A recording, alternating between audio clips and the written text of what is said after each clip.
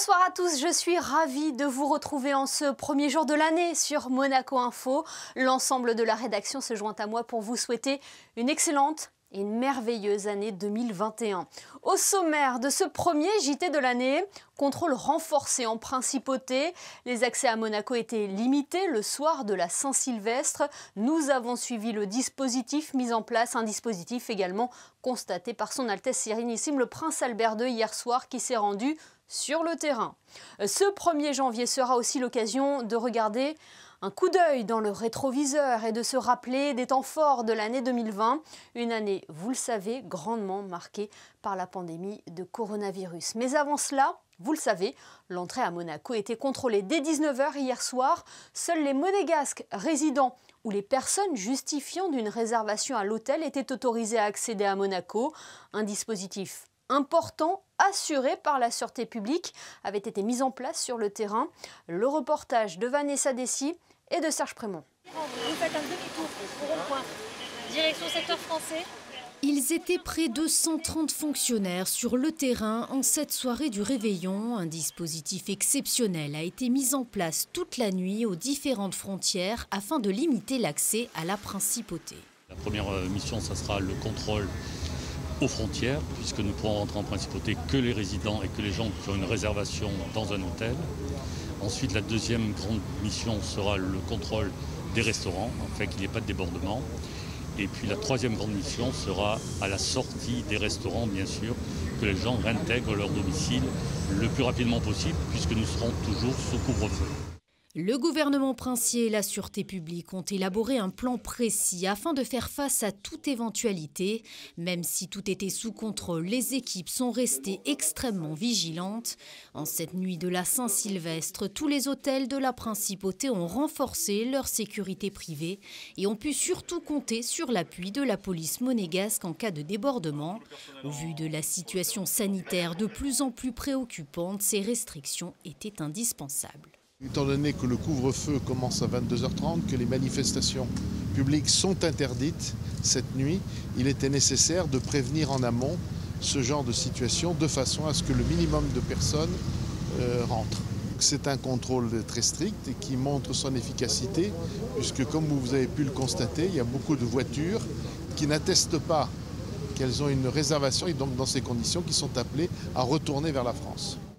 Routes, passages, escaliers, tous les accès à la principauté, en voiture ou à pied, étaient également contrôlés par caméra depuis le poste de commandement des transmissions opérationnelles. La situation exceptionnelle, moyen exceptionnel.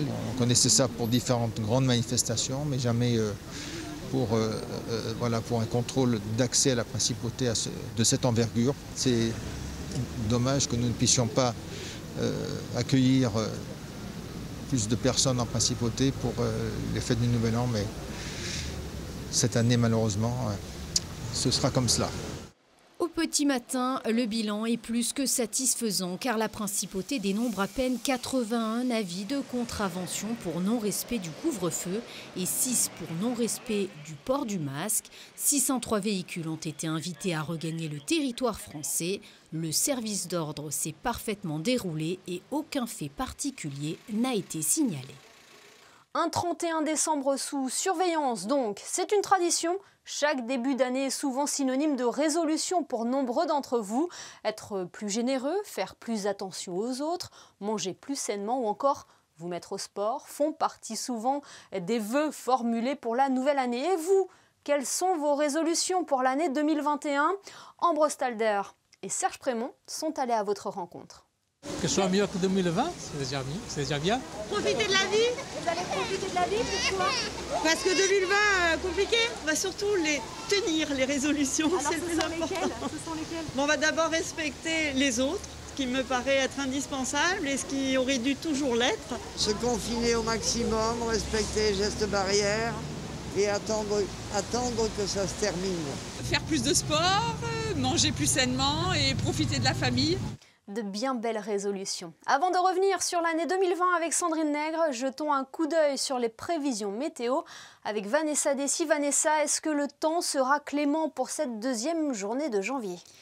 C'est une journée plutôt nuageuse avec un risque de pluie dans la journée. Le soleil pourra faire tout de même quelques apparitions. Dans la soirée, un vent du nord entre 29 et 40 km/h est attendu sur la Principauté. Le soleil se lèvera à 8h03 et se couchera à 17h06. Et ce samedi 2 janvier, nous fêterons les Saint-Basile. Merci Vanessa. L'ordination de Monseigneur David, Claude Lelouch en tournage à Monaco, The Crossing Calvi Monaco Waterbike Challenge, le gala pour la santé planétaire ou encore la fête nationale monégasque. Tous ces événements se sont déroulés en 2020. En Principauté 2020 sera historiquement lié à la pandémie de coronavirus. Ces moments d'incertitude ou d'espoir, de crise ou de solidarité resteront dans les mémoires. Ce soir, Sandrine Nègre vous propose le temps d'un instant de revenir sur cette année si particulière. Je vous laisse en sa compagnie. Je vous souhaite une excellente année 2021 et surtout, prenez soin de vous. Bonsoir et meilleurs vœux pour 2021. Oui, alors que nous venons à peine d'entrer dans cette nouvelle année, nous avons choisi de revenir sur les temps forts qui ont rythmé et ponctué 2020. Une année dont on peut affirmer avec assurance qu'elle n'a ressemblé à aucune autre. Et avant tout, voici dans les grandes lignes ce qui vous attend dans cette rétro. Le mois de janvier 2020 avait pourtant bien commencé avec les grands événements monégasques qui le caractérisent. Fin février, un premier cas de Covid-19 est détecté en Principauté. Une quinzaine de jours plus tard, tous les établissements scolaires ferment leurs portes et le confinement sera instauré. Un confinement marqué par de véritables élans de solidarité et une mobilisation sans précédent. Nous reviendrons aussi sur la manière dont la Principauté et les entités concernées se sont organisées afin de multiplier les tests de dépistage. Au mois de mai, la vie reprend peu à peu en extérieur à travers différentes phases marquées par le stop and go. Nous parlerons aussi des déplacements effectués par leurs Altesses Sérénissimes le Prince Albert II et la Princesse Charlène en septembre et en octobre. Fin octobre d'ailleurs, pas de nouveau confinement à Monaco, mais un couvre-feu et plusieurs mesures à respecter. Commençons donc cette rétro avec les grands événements du mois de janvier. Festival international du cirque de Monte-Carlo, célébration liée à Sainte-Dévote et rallye Monte-Carlo. Et oui, nous allons le voir et l'entendre, 2020 débuter de manière traditionnelle. Monaco reste le festival des festivals. C'est la plus grande manifestation au monde et je dirais le public ne s'y trompe pas et c'est quelque chose de fabuleux.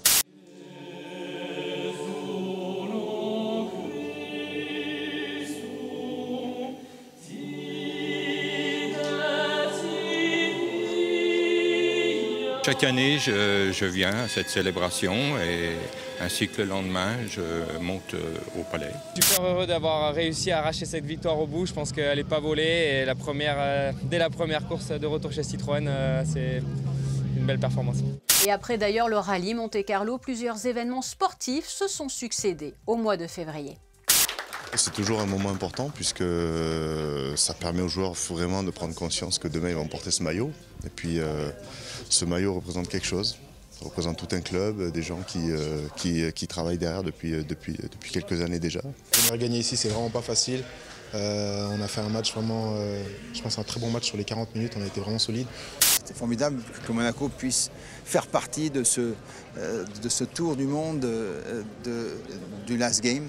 Donc pour utiliser le sport, et notamment le hockey sur glace, pour sensibiliser tout le monde au changement climatique. Mais au moment des vacances scolaires, les fameuses vacances de neige, le coronavirus s'invite de plus en plus dans l'actualité de notre quotidien.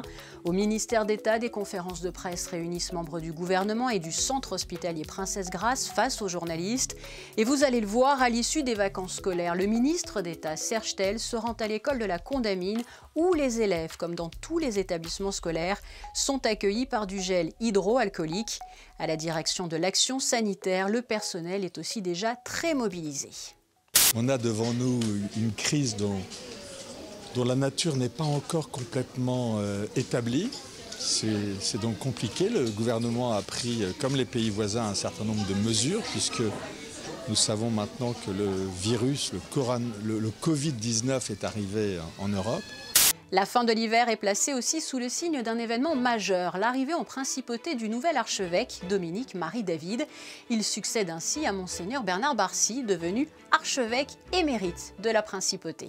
C'est un moment unique qu'on n'imagine jamais vivre et puis on ne sait pas, on ne sait jamais exactement comment Dieu nous conduit lorsque nous décidons de lui dire oui, on pourrait dire la première fois. Quand est-ce que j'ai dit oui à Dieu la première fois, je ne peux pas vous le dire, mais déjà tout petit, grâce à l'éducation de mes parents, tout ce qu'ils m'ont transmis. Depuis le 28 février, date à laquelle un premier cas de Covid-19 est annoncé par les autorités monégasques, nous constatons l'émergence d'un champ lexical qui ne nous quittera pas, celui des gestes barrières. Distanciation sociale, lavage des mains avec savon ou gel hydroalcoolique, masque. Les écoles ferment, le confinement est instauré, nous sommes invités à rester le plus possible chez nous. C'est alors qu'un formidable élan de solidarité et de mobilisation va naître sous l'impulsion de son Altesse Sérénissime, le Prince Albert II, qui contracte d'ailleurs le coronavirus. Gouvernement, centre hospitalier Princesse Grace, mairie, conseil national, associations, fondations, forces publiques, sûreté publique, personnel de la SMA agissent main dans la main pour faire face à cette crise sans précédent. Et vous, à travers notamment le réseau Malizia, vous faites part de vos actions, de votre quotidien, en chanson parfois. Et le soir, vous êtes au rendez-vous sur vos balcons pour soutenir les soignants. Aujourd'hui, l'accélération de la progression de cette épidémie impose de nouvelles dispositions, comme l'ont décidé de nombreux pays à travers le monde et plus particulièrement en Europe.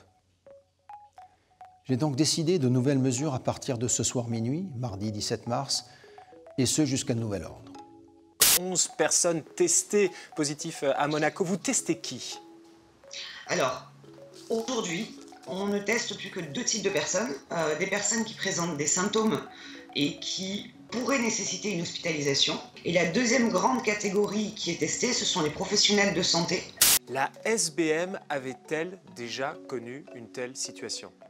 Bien évidemment non, pas connu cette situation depuis la guerre. C'est une situation tout à fait exceptionnelle. Ce qui est important, c'est la seule chose qui nous anime tous, les 24 élus représentant l'ensemble de la communauté nationale, c'est de travailler maintenant à notre place pour apporter les meilleures solutions, pour protéger la population sur le plan sanitaire, mais aussi pour protéger tous les acteurs économiques de ce pays. On vient de lancer aujourd'hui un site qui est très utile pour le rapport entre le gouvernement et la population, pour le rapport entre ce que fait le gouvernement pour la population et l'information des gens. Attention, on arrive. Monégasque. Allez, c'est parti. Bonsoir, Monseigneur. Bonsoir. Comment allez-vous? Écoutez, ça va.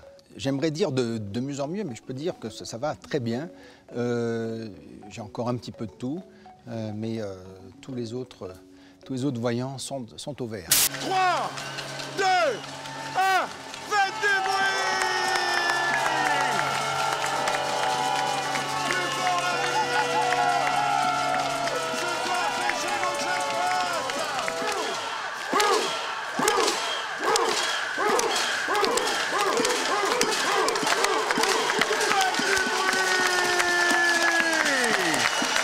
Fin avril, le gouvernement princier annonce les étapes du déconfinement prévu pour le début du mois de mai. Étape marquée par le fameux stop and go. Les élèves des classes dites charnières retrouvent le chemin de leurs établissements, masqués bien évidemment. Tout est aussi mis en place pour permettre un dépistage massif de la population. Le masque, c'est une mesure incontournable de la sortie du confinement. L'impact économique de la crise est lourd, très lourd. Une reprise rapide est d'autant plus importante pour ne pas hypothéquer l'avenir. Effectivement, la question de la réouverture des établissements scolaires est une question qui est importante et qui touche tout le monde parce qu'elle est, comment dirais-je, au cœur des préoccupations de chaque parent vis-à-vis de l'éducation de son enfant. Un test très simple, une petite goutte de sang au bout du doigt, dans un réactif, et en 10 minutes, on a la réponse. Nous avons attaqué mardi matin à 8 h et je peux vous donner les chiffres de ce samedi à midi. Nous sommes à 6000 personnes à peu près dépistés sur les 2 sites du Grimaldi Forum et de l'espace Léo Ferré. Au mois de juin, une bien triste nouvelle. La baronne Elisabeth Anne de Massy, cousine germaine du prince Albert II, fille de la princesse Antoinette, s'est éteinte dans sa 73e année au CHPG. Très attachée aux traditions monégasques, elle était aussi présidente de la Fédération monégasque de tennis du Monte Carlo Country Club et était très impliquée dans la défense des animaux. Maman a marqué par sa joie de vivre, son attention aux autres et son amour du prochain. Prions pour que l'on apprenne tous à s'aimer les uns les autres et à s'entraider, comme elle l'a toujours fait. Monégasques, résidents, salariés et toutes générations confondues ont donc repris un quotidien placé sous le signe des gestes barrières. Il en est de même d'ailleurs au sein des restaurants qui peuvent de nouveau ouvrir leurs portes et de lieux très prisés au cours de la période estivale, jardins, parcs et piscines. Le CTTR, c'est notre, pas ici de secours, mais je dirais c'est notre bouffée d'oxygène.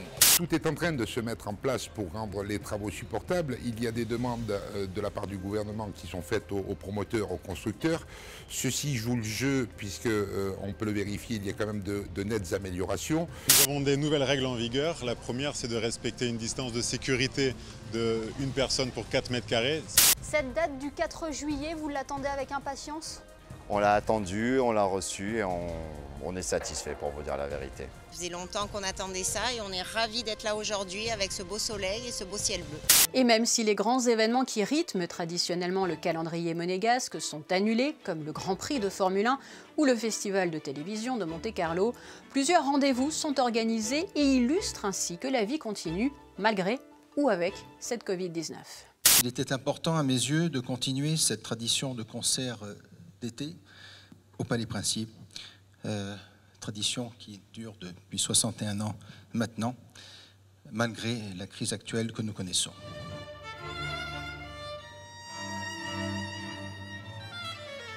C'est un honneur d'être invité à cette soirée et même si on est un peu habitué à certains concerts dans la cour du Palais, c'est vraiment une soirée, je pense, tout à fait exceptionnelle. Un été 2020 qui sera malheureusement marqué aussi par la catastrophe au Liban. Une fois encore, Monaco fait preuve d'un bel élan de solidarité. Monaco s'est manifesté de suite par le souverain lui-même qui a envoyé un dispatch immédiat, une lettre officielle à notre président de la République où il manifeste le soutien et le support total de la principauté. En principauté, à la toute fin de l'été, le nouveau ministre d'État, Pierre Dartout, prend ses fonctions. Il prête serment et fait part de la feuille de route que lui a fixée le souverain. Quelques jours après son arrivée, le calendrier est rythmé par la rentrée scolaire de tous les élèves qui portent dès le CP des masques. Autre événement, ce fabuleux défi relevé par la princesse Charlène, son frère Gareth Wittstock et plusieurs sportifs, rejoindre Monaco depuis Calvi en waterbike. Et au cours de cette crise sanitaire, l'engagement de la principauté en faveur de la protection de la planète ne faiblit pas, comme en témoigne le World Cleanup Day en présence du prince Albert II, du prince héréditaire Jacques et de la princesse Gabriella, ou encore le gala pour la santé planétaire. C'est un grand honneur, c'est un très beau poste et qui présente toutes sortes de facettes.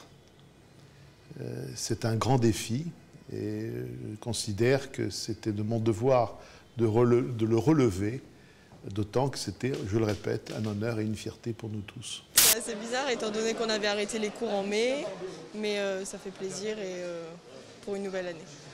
Un petit peu particulier, on le voit, tu as un masque sur le visage aussi. On va devoir s'adapter à ça, hein. On n'a pas le choix et puis voilà.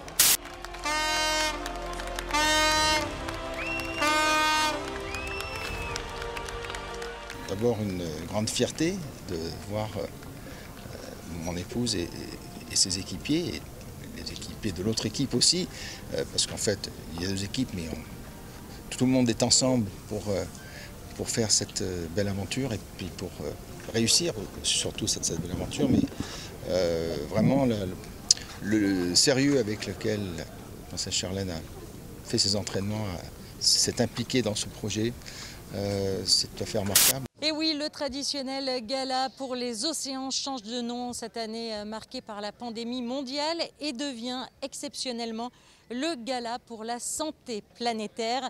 Well, listen, this is one of the most important causes we could be paying attention to, that, other than the pandemic, of course. If we treated it right, We have 100 million years left, but we're in a very interesting spot where our technology has taken us to a point where we could completely destroy that. So we're a really important moment to make the right decisions.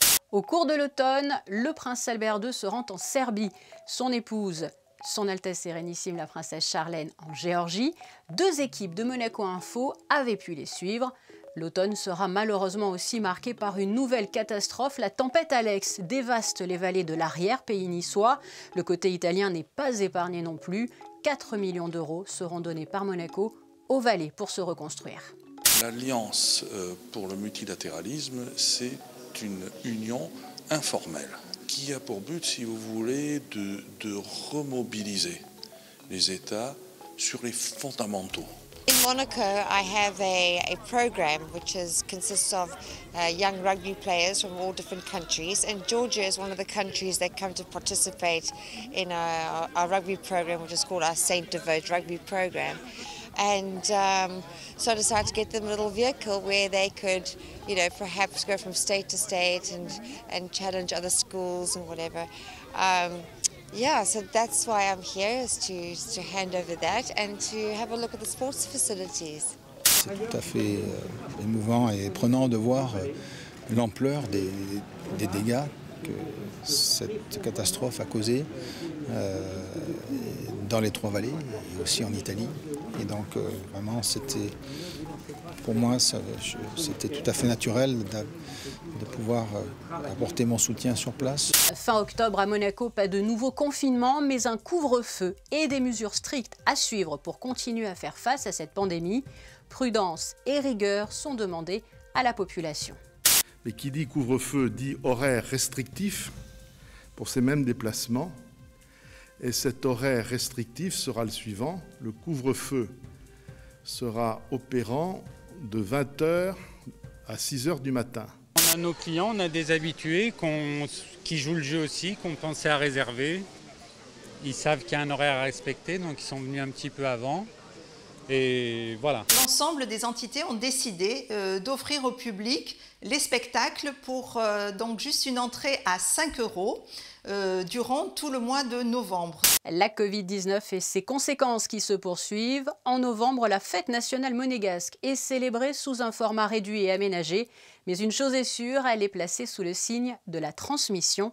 À cette occasion, un bel hommage est rendu au souverain à l'occasion des 15 ans de son règne, 2005-2020. Quelques jours plus tôt, le prince Albert II avait d'ailleurs décidé de réunir les récipiendaires de la promotion Covid-19 dans cette même cour d'honneur, une promotion créée pour justement récompenser les entités et personnes particulièrement mobilisées cette année. 1, 2, 3, 4, 5, 6, 7, 8, 9, 10, 11, 12, 13, 14, 15.